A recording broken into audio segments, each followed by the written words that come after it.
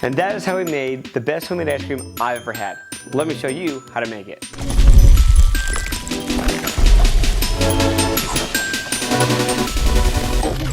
All right, to start this whole thing off, you're gonna need heavy whipping cream, whole milk, vanilla, and sugar.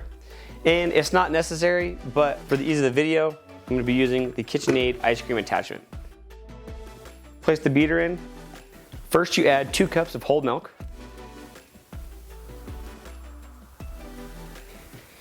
Next, 2 cups of heavy whipping cream. 3/4 cups of sugar. 2 tablespoons of vanilla.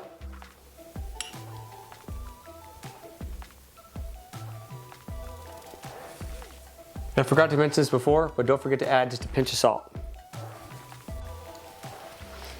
Stick the mixer down, lock it in place, and start spinning it slowly.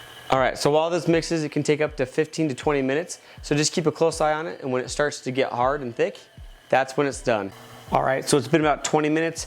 The ice cream's thick, so we're just gonna stop that, open up the machine, take out the center cartridge here, use our spatula to scrape away and clean the beater off a little bit. All right, just set this to the side. I prefer to store my ice cream inside of glass dishes. It seems to freeze a little bit more consistently. So just unhook this. What I like to do is just kind of stir it around and the ice cream into the container. See, it's nice and thick.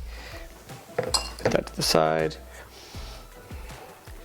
And I kind of like to smooth the top out. And then go ahead and stick this into the freezer for 1 to 2 hours with a lid, and it should be ready to eat. Thanks for stopping by my channel. If you like what you've seen today, make sure you like, comment, and subscribe. Leave a comment down below, because your comment might just be picked to make next. And if you liked anything you've seen in today's video, the affiliate link is linked below in the description. And don't forget to always keep smiling. Peace.